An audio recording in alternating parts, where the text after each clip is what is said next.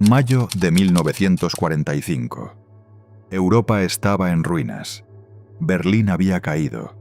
Adolf Hitler estaba muerto. El Tercer Reich había dejado de existir, y después de 6 años de destrucción, millones creían que por fin la guerra había terminado. Las armas comenzaban a callar. Los soldados soñaban con volver a casa. Y el mundo celebraba la victoria. Pero mientras líderes aliados hablaban de paz, hubo un hombre que veía algo muy distinto. Un general estadounidense, célebre por su agresividad, sus victorias relámpago y su personalidad explosiva, estaba convencido de que el verdadero conflicto apenas comenzaba. Ese hombre era George S. Patton. Mientras otros veían a la Unión Soviética como aliada, Patton la veía como el próximo enemigo.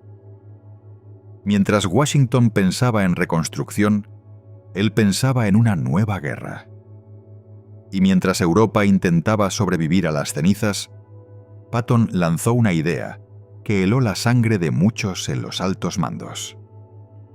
Según varios testimonios, dijo que Occidente había cometido un error catastrófico, que habían derrotado al enemigo equivocado, que después de vencer a Alemania, debían girar sus ejércitos y atacar a los soviéticos. Era una idea impensable.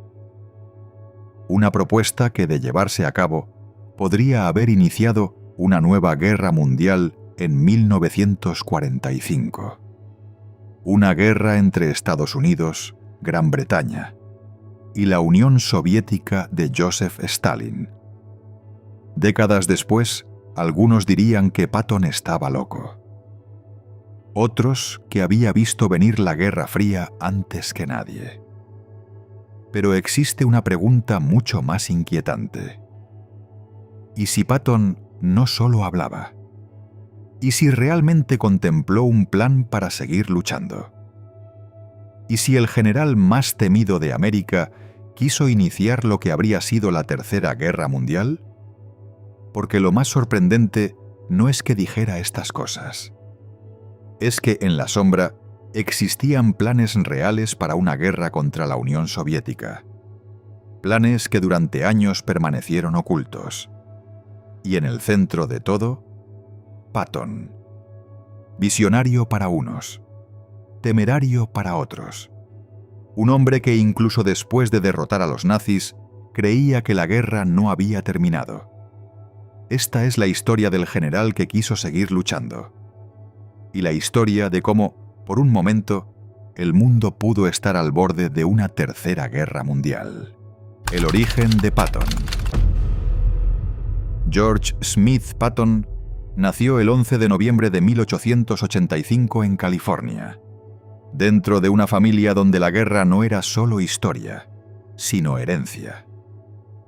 Desde niño creció rodeado de relatos sobre antepasados que habían luchado en conflictos estadounidenses, especialmente en la Guerra Civil. En su hogar, el valor militar no era una idea abstracta. Era una tradición familiar, casi una obligación. Desde muy temprano, Patton desarrolló una fascinación obsesiva por los grandes comandantes de la historia. Estudiaba a Alejandro Magno, Julio César y Napoleón como otros niños leerían cuentos de aventuras. Para él, aquellos hombres no eran figuras del pasado, sino modelos a seguir. Ya entonces comenzó a forjarse una convicción que lo acompañaría toda su vida. Había nacido para la guerra. Sin embargo, su camino no fue sencillo. De joven sufrió dificultades académicas, especialmente con la lectura y la escritura, probablemente relacionadas con dislexia, aunque en aquella época nadie lo entendía así. Pero si Patton tenía una característica dominante, era una voluntad feroz. Lo que no lograba por facilidad, lo conseguía por pura determinación. Ingresó en el Instituto Militar de Virginia y después en West Point, donde empezó a construir la disciplina que definiría su carácter. No era el mejor cadete, ni el más brillante, pero sí uno de los más obsesivos. Mientras otros buscaban graduarse, Patton buscaba convertirse en un guerrero. Su primera gran oportunidad llegó no en la Segunda Guerra Mundial, sino décadas antes.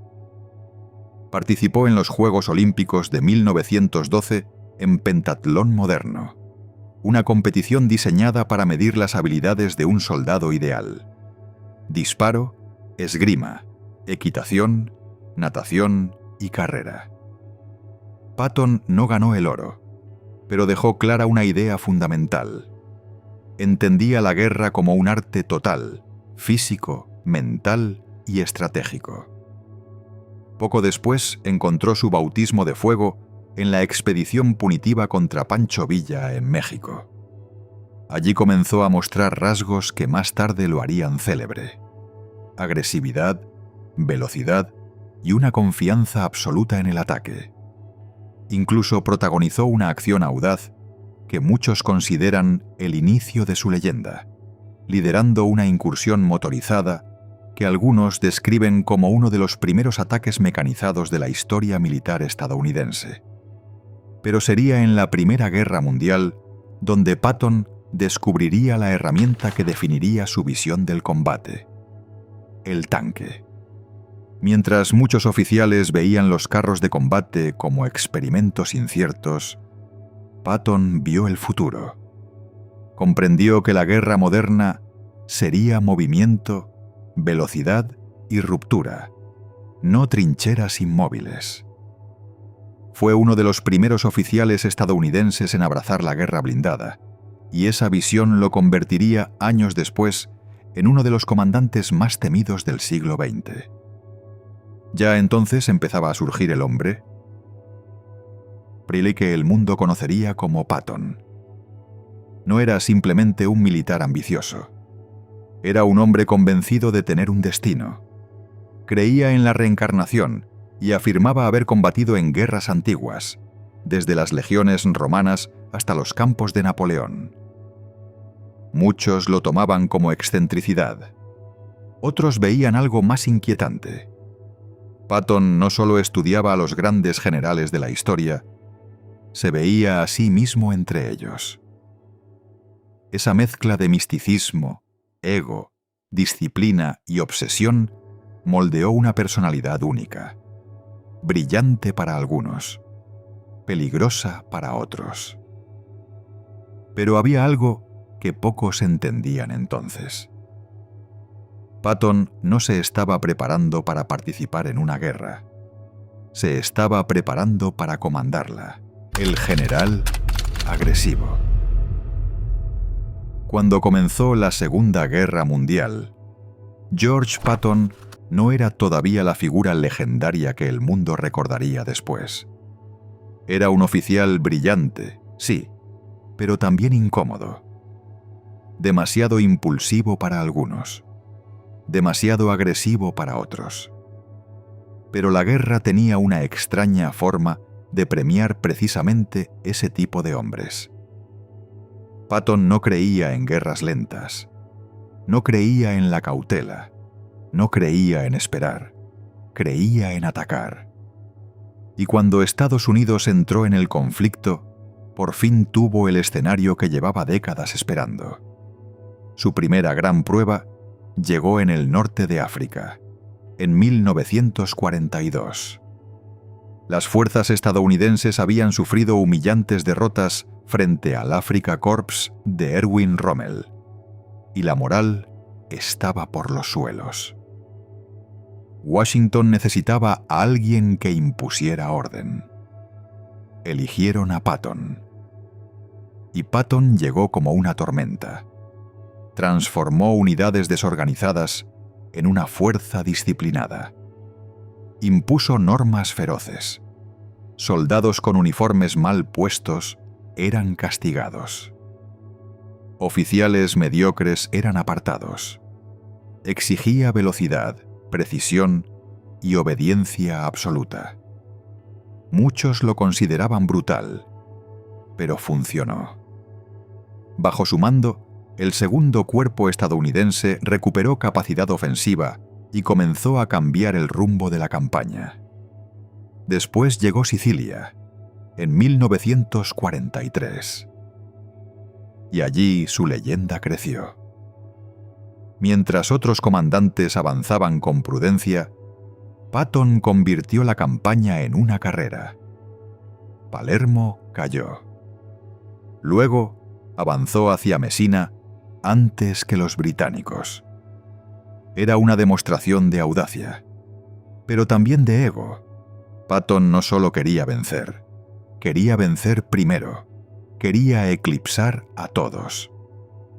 Y esa ambición lo convirtió en uno de los comandantes más eficaces y más difíciles de controlar.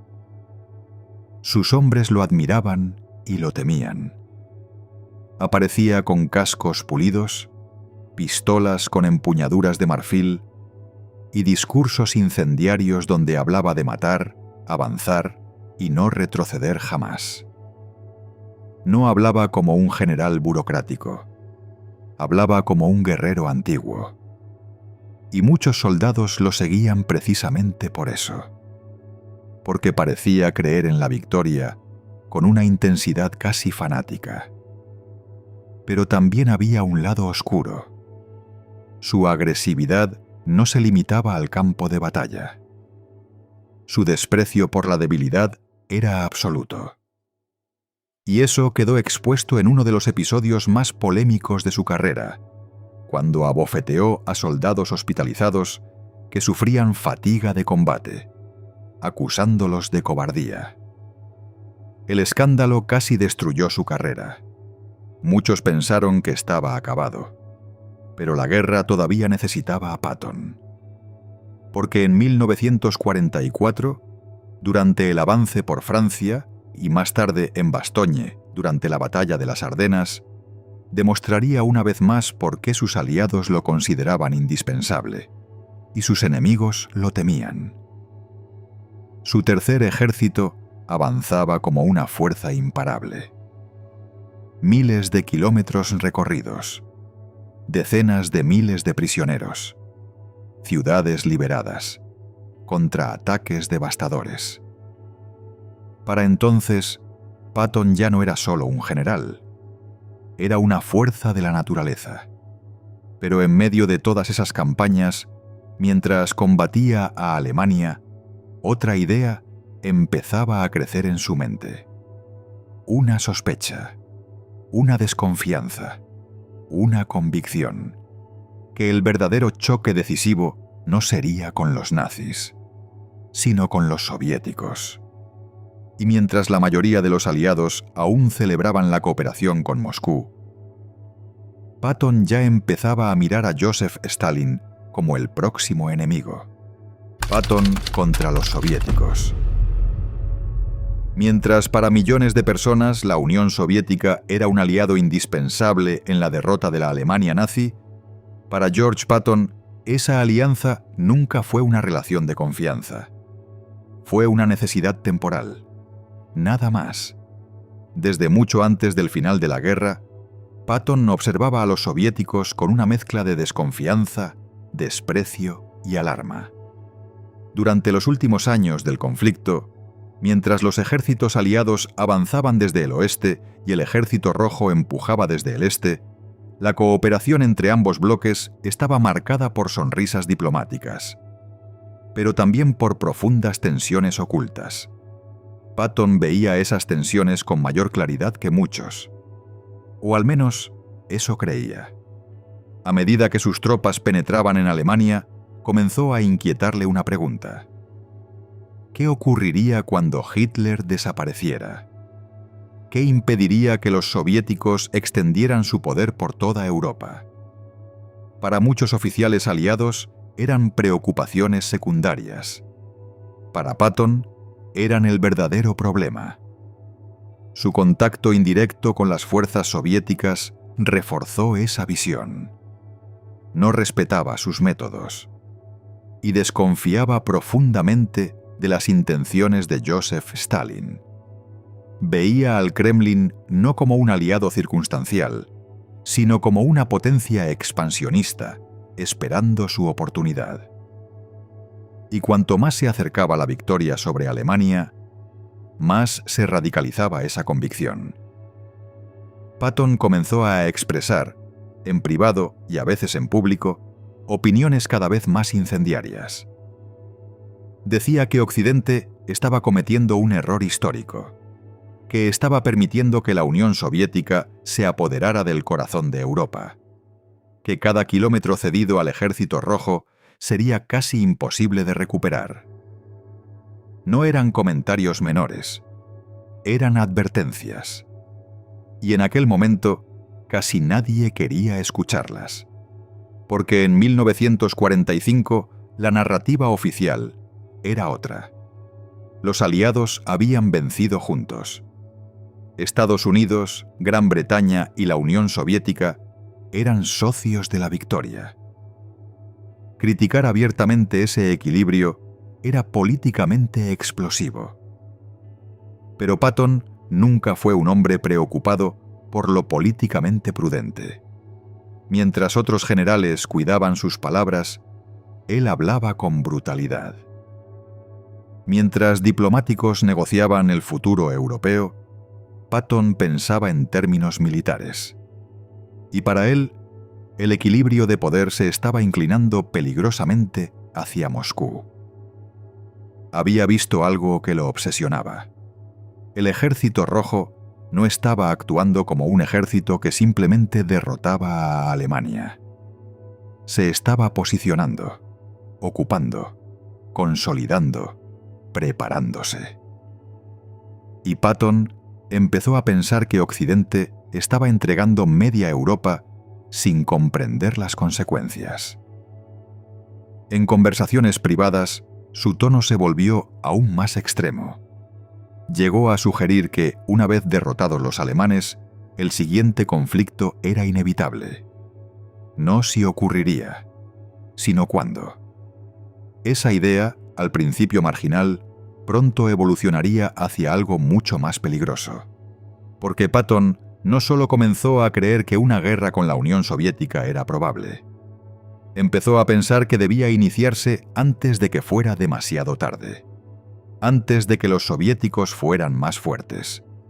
Era una visión extraordinariamente radical para 1945.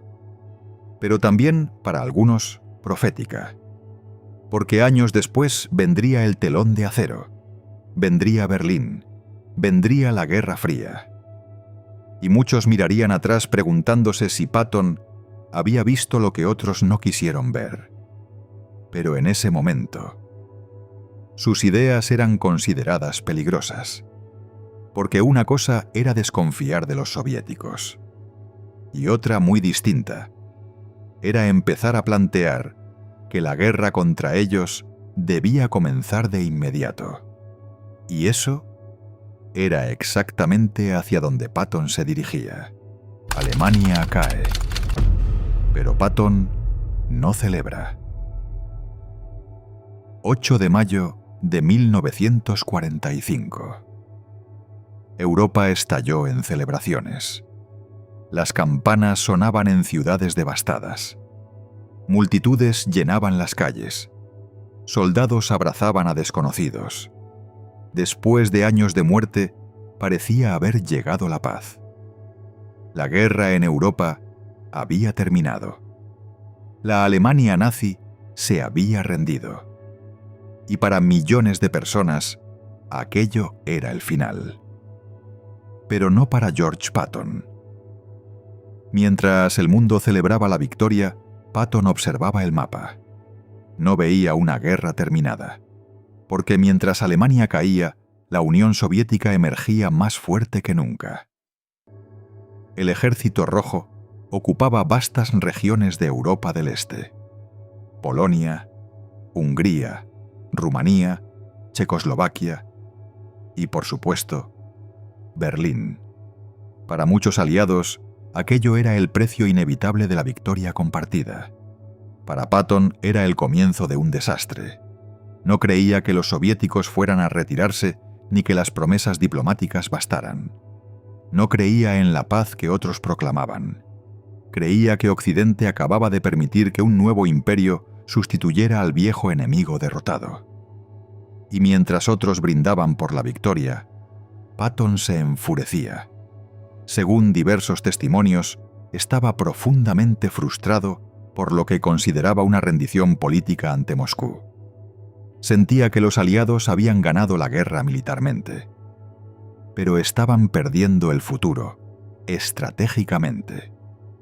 Y esa sensación comenzó a traducirse en declaraciones cada vez más alarmantes.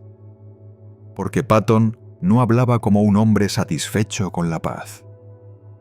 Su pensamiento era brutalmente simple. Alemania estaba derrotada. Los ejércitos occidentales seguían movilizados. Millones de soldados seguían bajo armas. Y los soviéticos, aunque poderosos, aún no eran imposibles de desafiar. Si alguna vez había un momento para frenar a Moscú, era ese. No dentro de 10 años. No cuando consolidaran su dominio. No cuando fuera demasiado tarde. Ahora. Esa era la lógica que comenzaba a tomar forma en la mente de Patton. Y cuanto más pensaba en ella, menos sentido le encontraba a la celebración que lo rodeaba.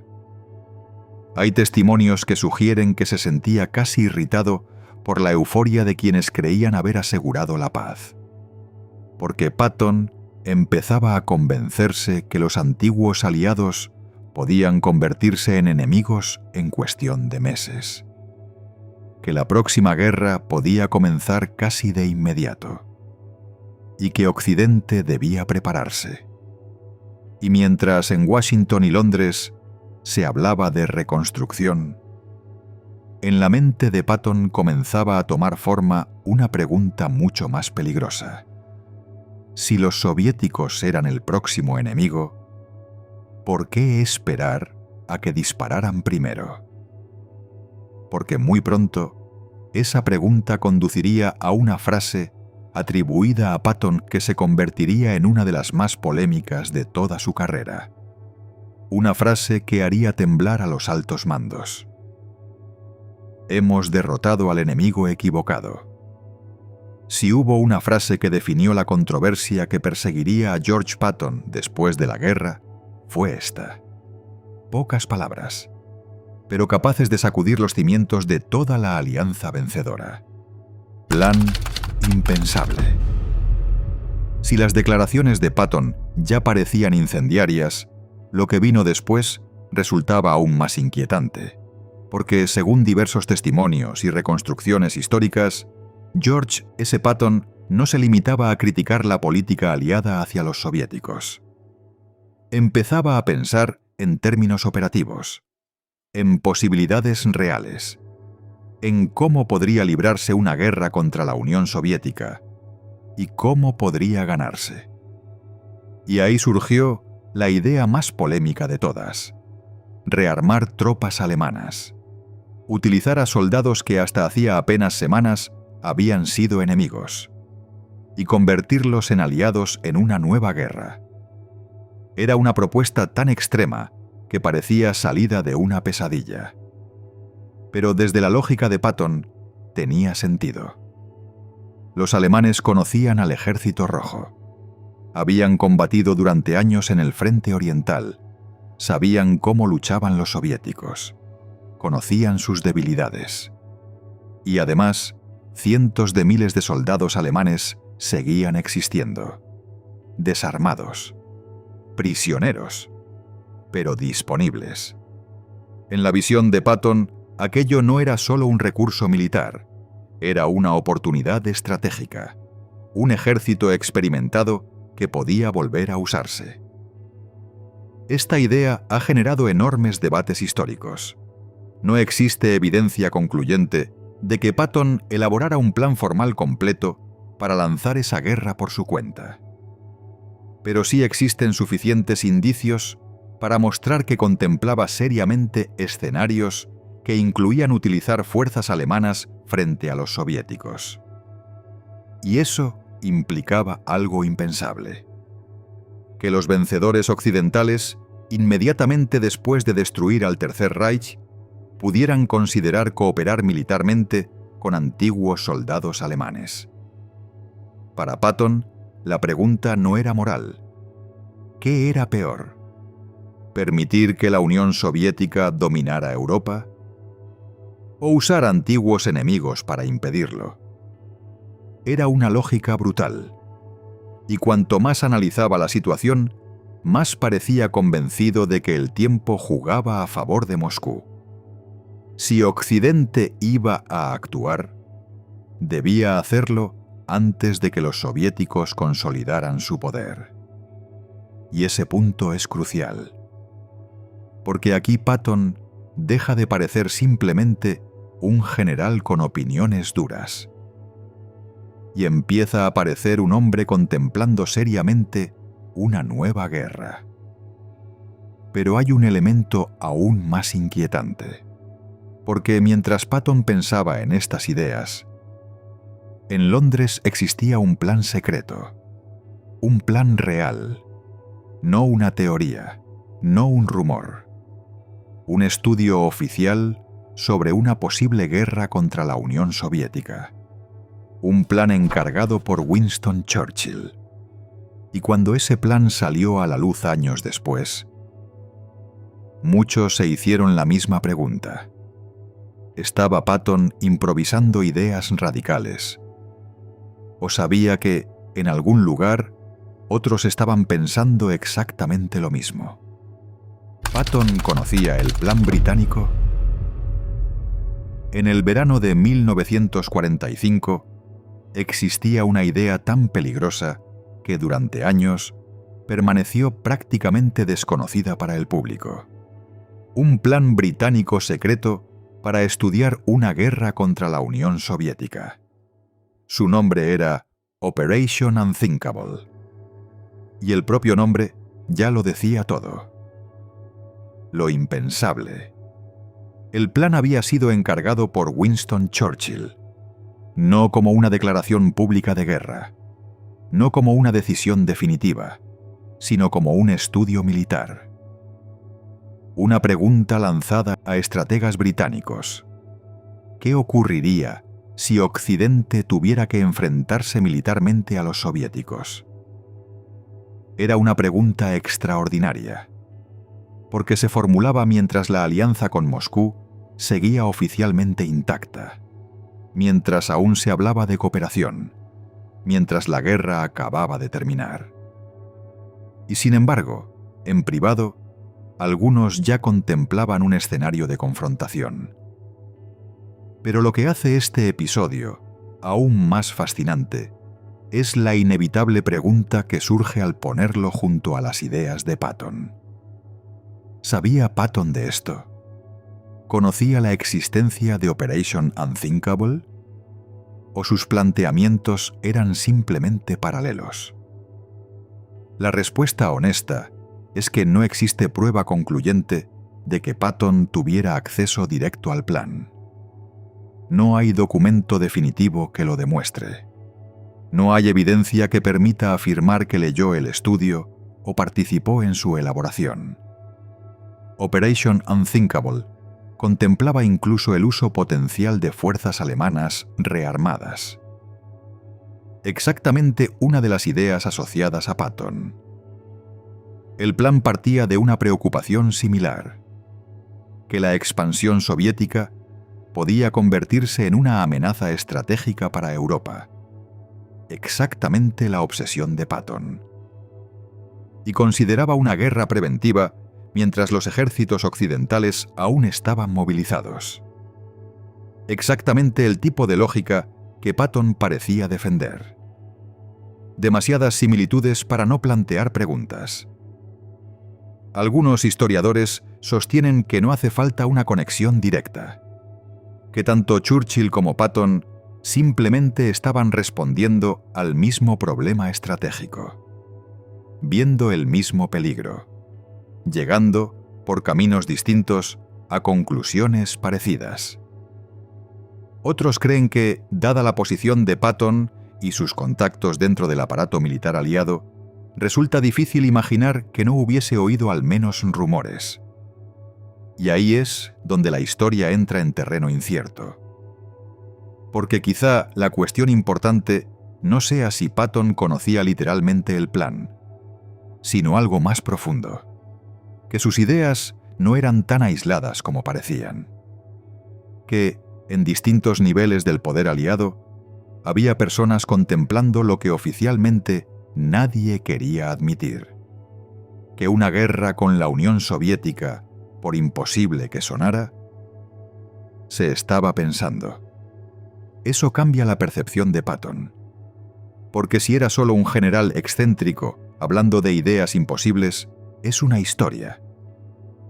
Pero si algunas de esas ideas coincidían con planes reales elaborados por gobiernos aliados, entonces la historia es otra. Entonces Patton deja de parecer una anomalía y empieza a parecer parte de una corriente mucho más inquietante. Pero si eso era cierto, si sus ideas no eran simples fantasías, entonces surgía un problema enorme, porque Patton seguía siendo un general estadounidense, y sus opiniones empezaban a chocar cada vez más con la política oficial de Washington, y ese choque estaba a punto de volverse inevitable. Eisenhower contra Patton. Si había una figura capaz de frenar a George Patton, esa era Dwight Eisenhower. Durante la guerra, ambos habían trabajado juntos. Se respetaban, se necesitaban, pero nunca fueron iguales. Eisenhower era diplomático, calculador, político. Patton era impulsivo, agresivo, indisciplinado. Uno construía alianzas, el otro tensaba sus límites. Y esa diferencia, contenida durante la guerra, comenzó a convertirse en conflicto cuando el enemigo común desapareció.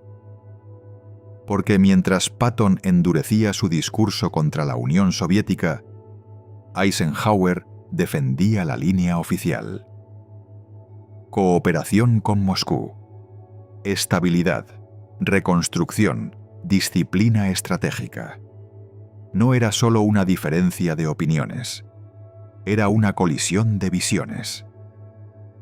Patton veía debilidad donde Eisenhower veía prudencia.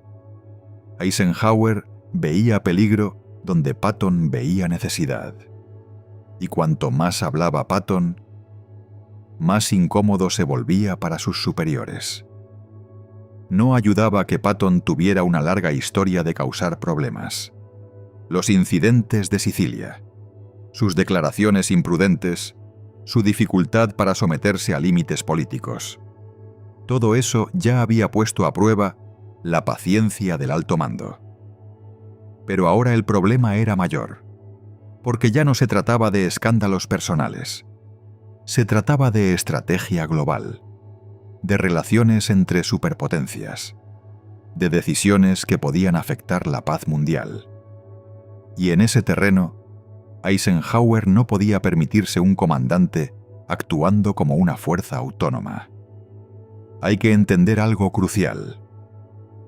Para Eisenhower, el trabajo de un general era obedecer la política definida por el liderazgo civil, no diseñarla por su cuenta, no desafiarla públicamente. Y Patton, precisamente, parecía estar haciendo eso.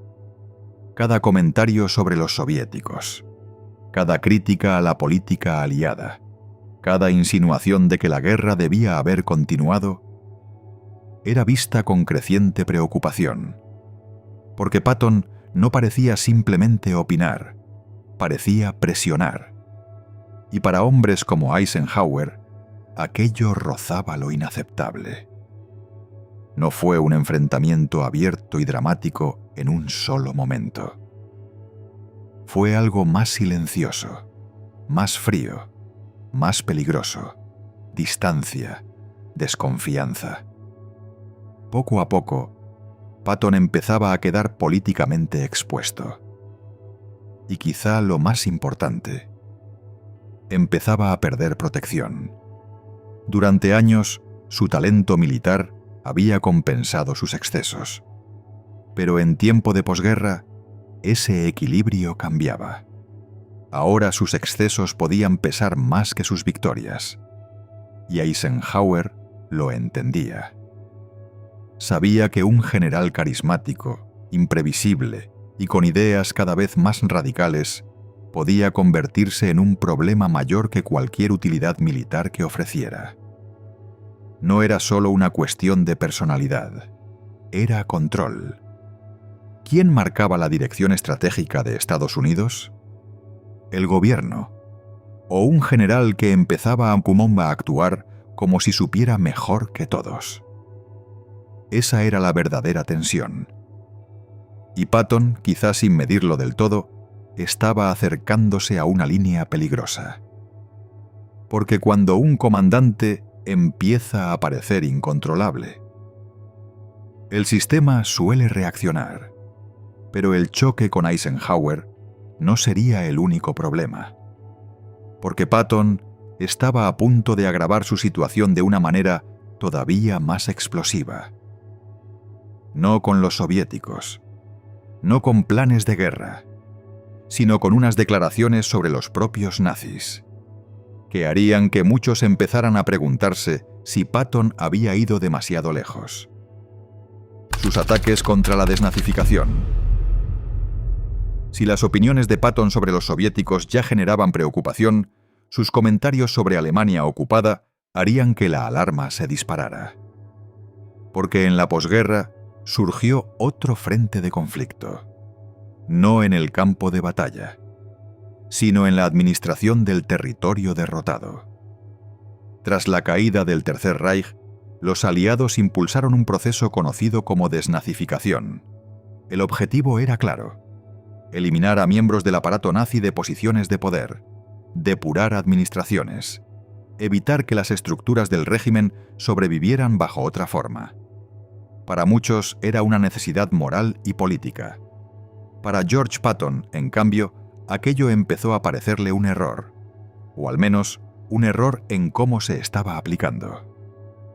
Patton consideraba que expulsar masivamente a personas con pasado nazi podía paralizar la administración alemana, que muchos de esos funcionarios eran simplemente técnicos, burócratas, gestores necesarios para hacer funcionar un país devastado. Y comenzó a decirlo, a veces en privado, a veces de forma peligrosamente pública. En algunos comentarios comparó, de manera profundamente polémica, la pertenencia al partido nazi con afiliaciones políticas comunes en democracias. Una comparación que indignó a muchos, porque sonaba como una minimización del nazismo. Y en 1945, eso era políticamente tóxico. Pero para Patton, el argumento no era ideológico, o al menos así parecía verlo él. Era pragmático. Creía que se estaba sacrificando estabilidad por purismo político.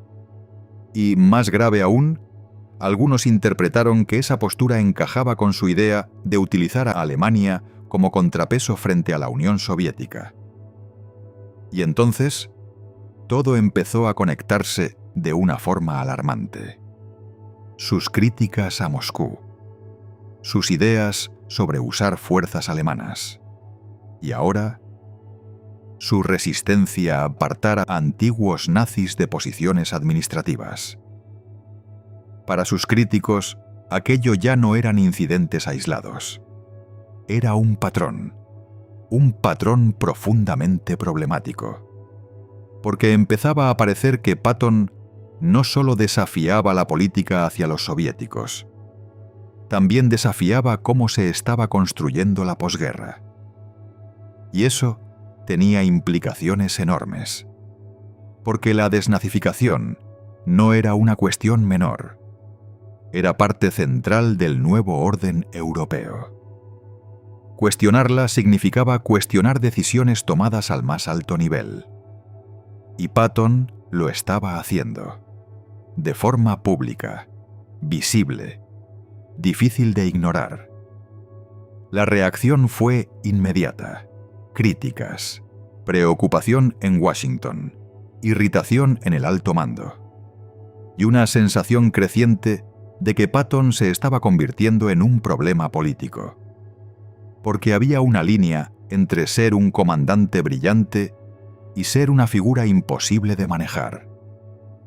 Y muchos empezaban a pensar que Patton había cruzado esa línea. Porque a estas alturas, en ciertos círculos, comenzaba a formularse una pregunta inquietante. Si se estaba volviendo incontrolable. ¿Patton se estaba volviendo incontrolable? Para el otoño de 1945, la cuestión ya no era si George Patton era un comandante brillante. La pregunta que comenzaba a inquietar a sus superiores era otra. ¿Seguía siendo controlable? Rara vez toleran a alguien que parece escapar al control político. Y eso era lo que algunos empezaban a ver en Patton. Un hombre convencido de que tenía razón incluso cuando chocaba con sus superiores.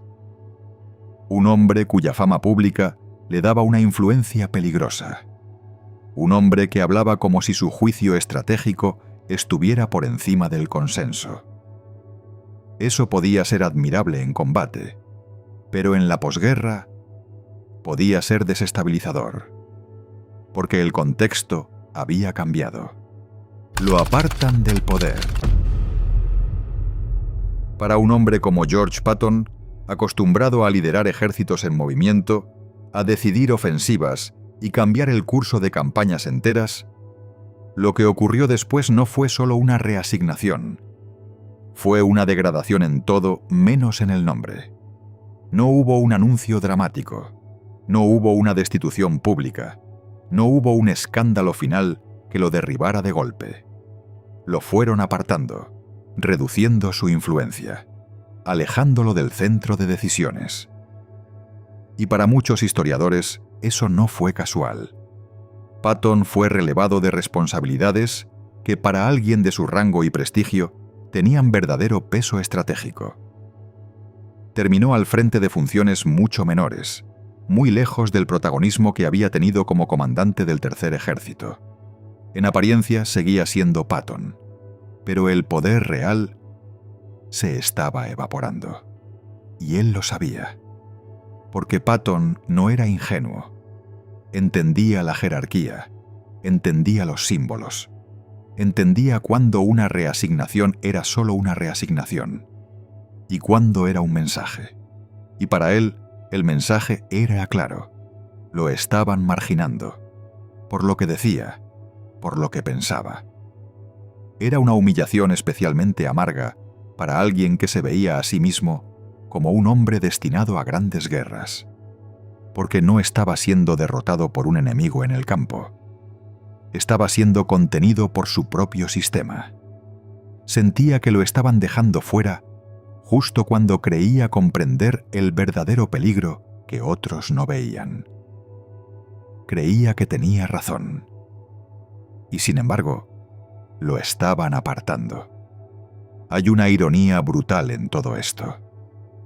El general que había ayudado a destruir a la Alemania nazi, el comandante famoso por avanzar sin detenerse, terminaba inmovilizado, no por el enemigo, sino por decisión de sus propios superiores.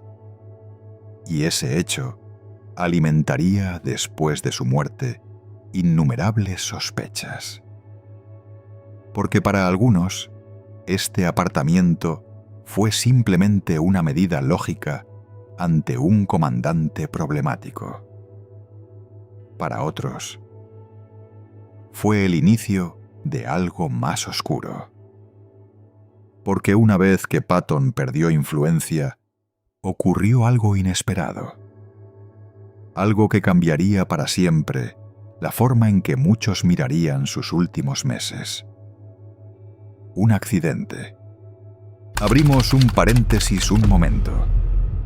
El escenario alternativo. Imaginemos por un momento que la lógica de George Patton hubiese prevalecido, que Washington y Londres hubiesen decidido no detenerse en mayo de 1945, que la derrota de Alemania no hubiera sido el final, sino la transición hacia una nueva guerra.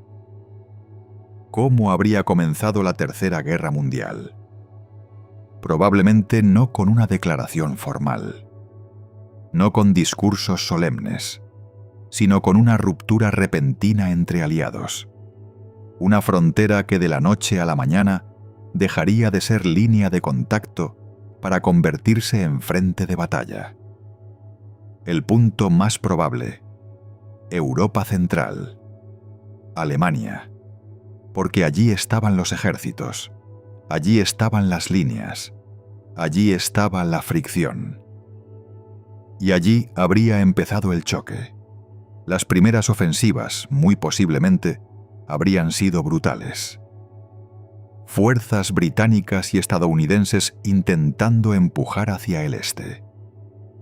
El Ejército Rojo respondiendo con una contraofensiva masiva.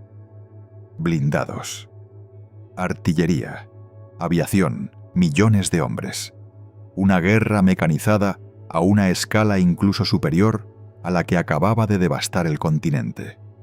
Y esta vez sin un enemigo agotado como la Alemania de 1945, sino enfrentando a una superpotencia en ascenso.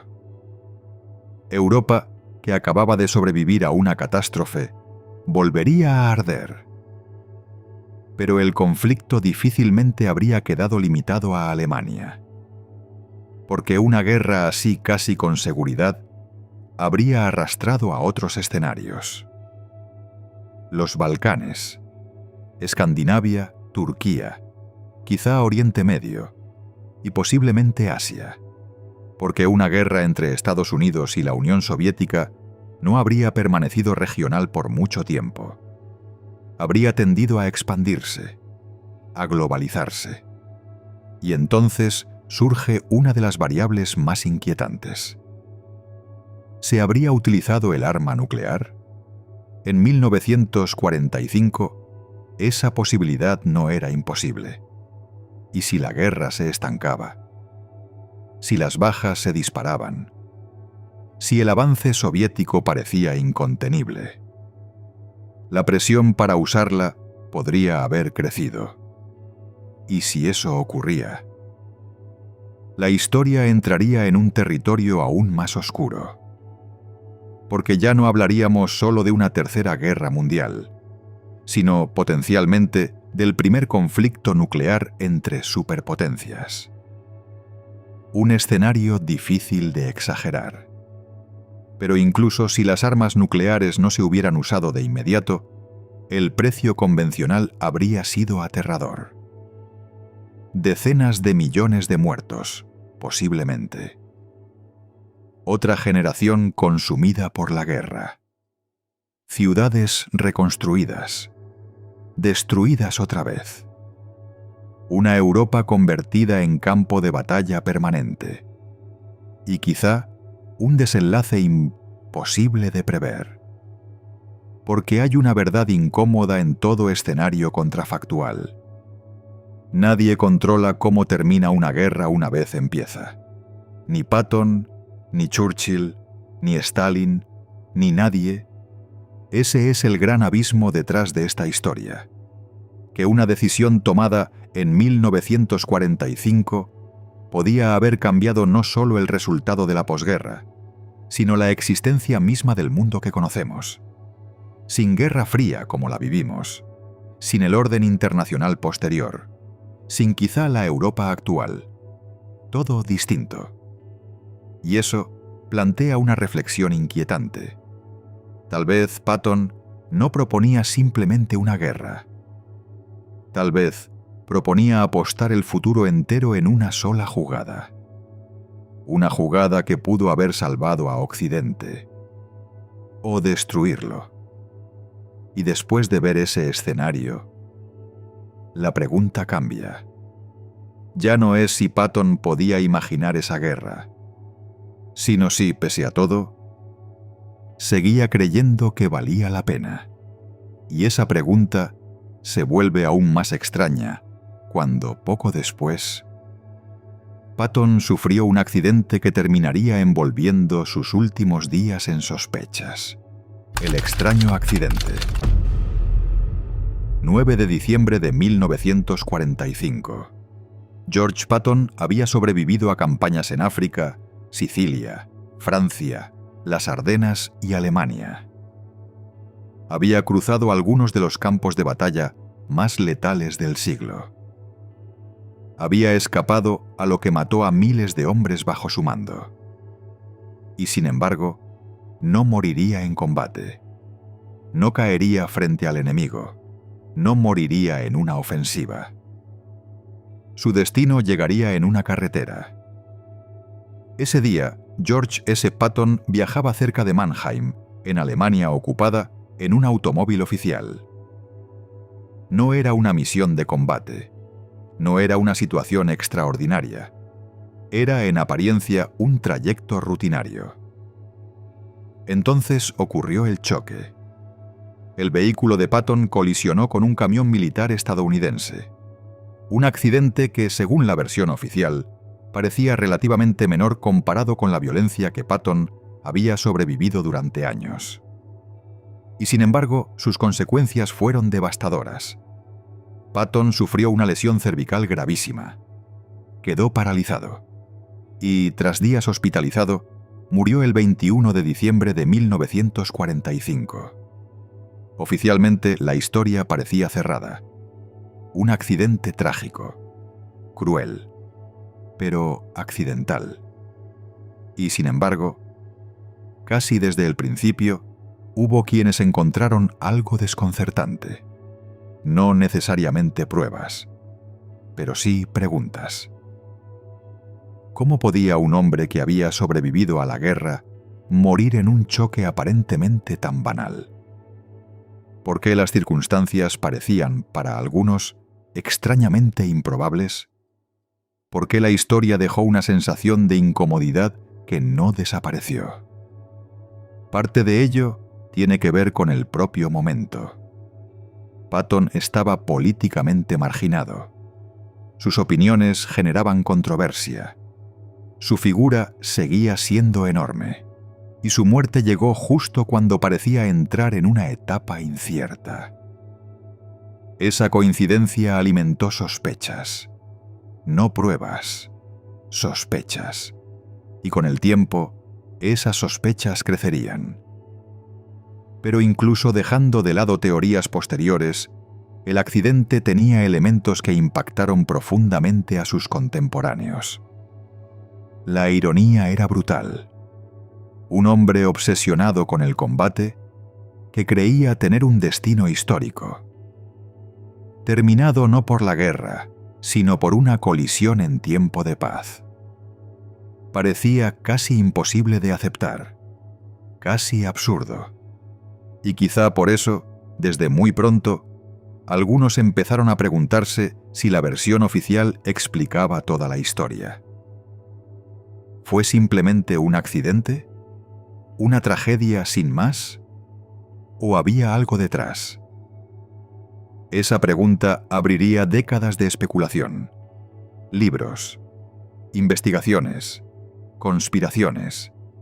Y aunque muchas de ellas van mucho más allá de la evidencia sólida, no surgieron de la nada. Surgieron porque la muerte de Patton parecía para muchos demasiado extraña para encajar fácilmente. Y eso nos lleva al punto más controvertido de todos. Porque una cosa es preguntarse si el accidente fue extraño. Otra, muy distinta, es preguntarse si alguien quiso que ocurriera. ¿Silenciado? La pregunta ha perseguido la muerte de George S. Patton durante décadas. ¿Fue realmente víctima de un simple accidente? ¿O alguien quiso apartarlo definitivamente? Es una pregunta poderosa. Y precisamente por eso exige cautela. Porque aquí entramos en el territorio donde historia y conspiración suelen mezclarse con facilidad. La teoría central es conocida: que Patton pudo haber sido silenciado. No por los nazis, no por un enemigo extranjero, sino, según distintas versiones, por actores que temían lo que podía decir, hacer o representar. En algunas narrativas, el motivo habría sido político.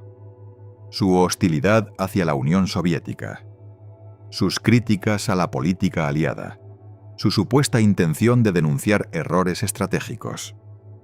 En otras versiones, el motivo sería aún más extremo, que alguien quería impedir que Patton impulsara una confrontación con Moscú, que era demasiado imprevisible, demasiado incómodo, demasiado peligroso, y por eso debía desaparecer.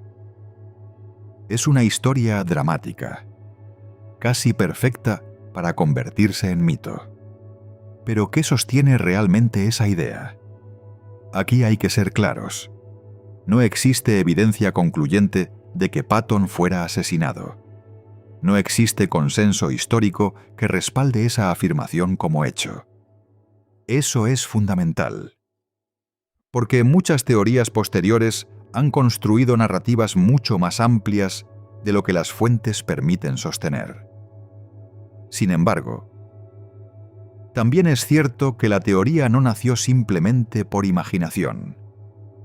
Nació de una combinación de factores: la extrañeza percibida del accidente, el contexto político tenso, la personalidad de Patton y, sobre todo, la sensación de que su historia quedó interrumpida abruptamente.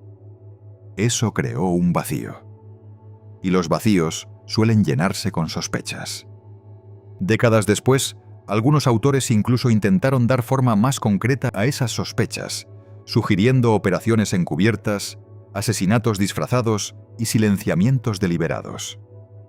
Pero esas afirmaciones siguen siendo profundamente discutidas. Y en muchos casos, muy cuestionadas. Por eso la pregunta importante quizá no sea ¿fue asesinado?, sino ¿por qué tanta gente ha querido creer que pudo serlo? Y esa pregunta dice mucho sobre Patton. Porque revela que para muchos resultaba difícil aceptar que una figura tan grande tuviera un final tan ordinario. Un accidente parecía insuficiente para explicar una vida tan extraordinaria. Y entonces surgió la necesidad de un final acorde con la leyenda. Un complot, un silencio, una traición. Pero a veces una tragedia es solo una tragedia. Y a veces no saber con certeza es parte inevitable de la historia. Lo que sí es indiscutible es que la muerte de Patton congeló una pregunta que nunca llegó a responderse plenamente. ¿Qué habría hecho si hubiera vivido? ¿Habría seguido denunciando a los soviéticos? ¿Habría influido en la naciente Guerra Fría?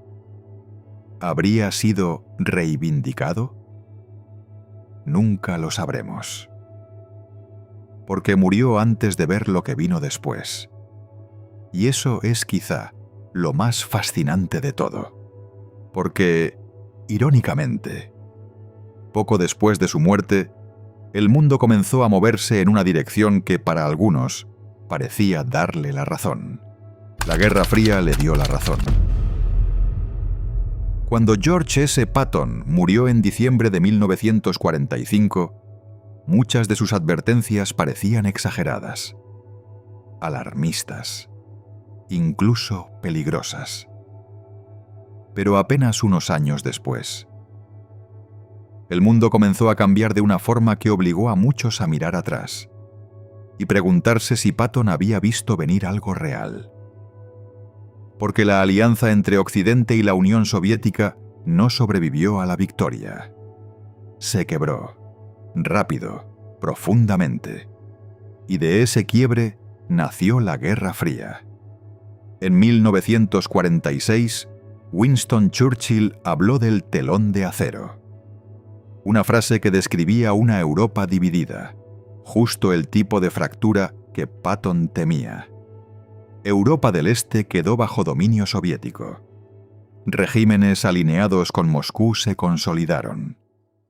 Y aquello que Patton había interpretado como expansión empezaba a parecer una realidad.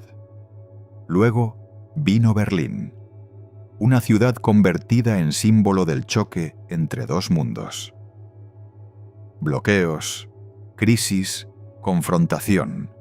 La paz de 1945 empezaba a parecer menos sólida de lo que muchos habían creído.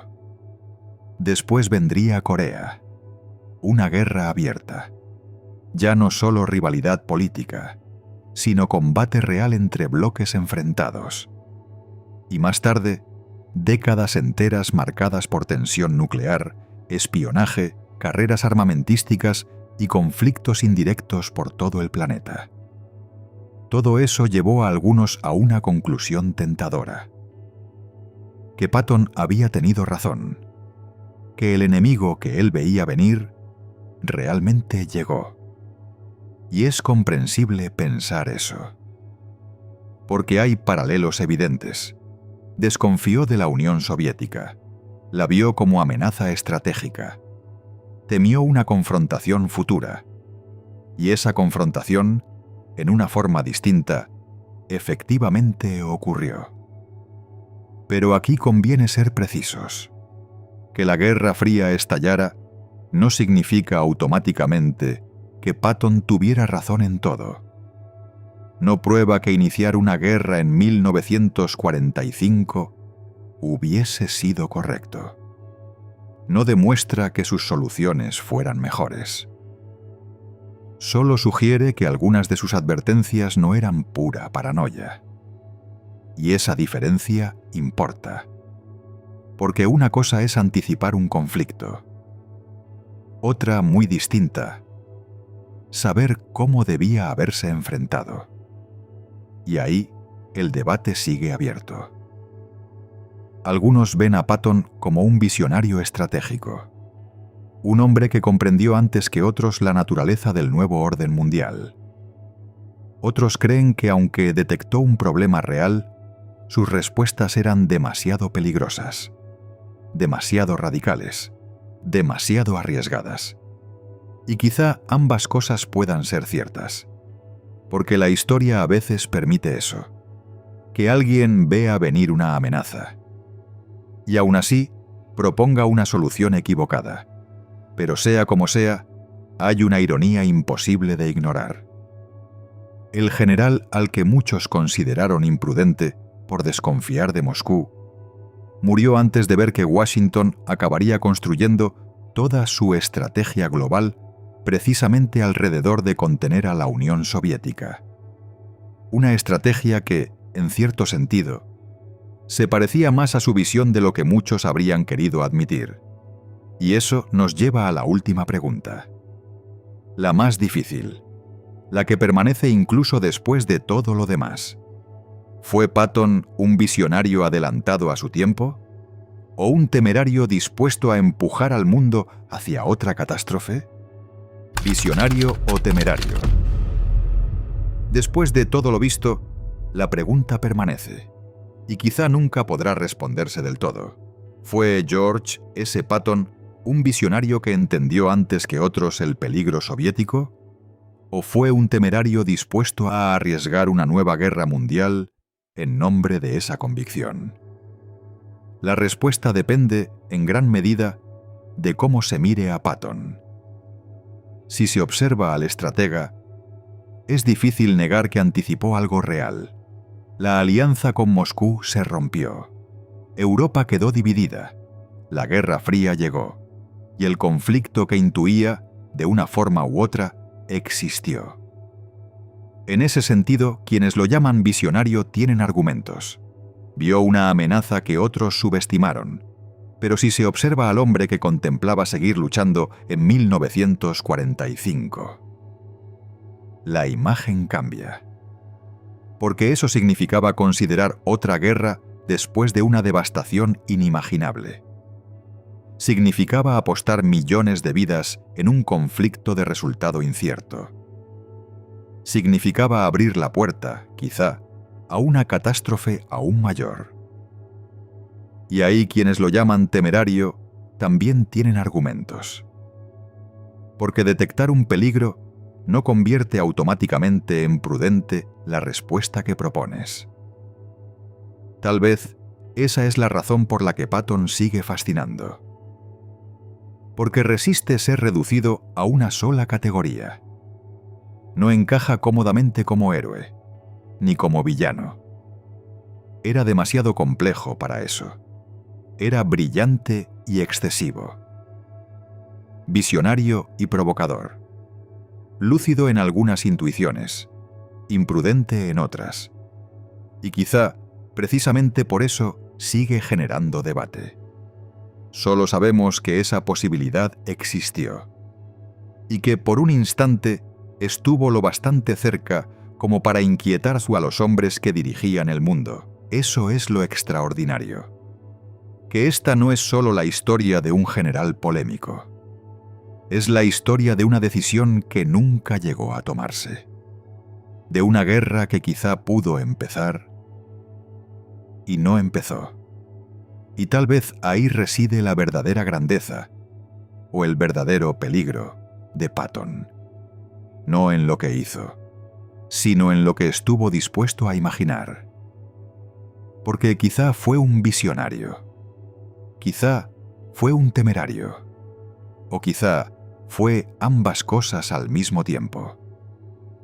Y tal vez esa es la razón por la que, 80 años después, seguimos preguntándonos si el general que quiso seguir luchando tenía razón.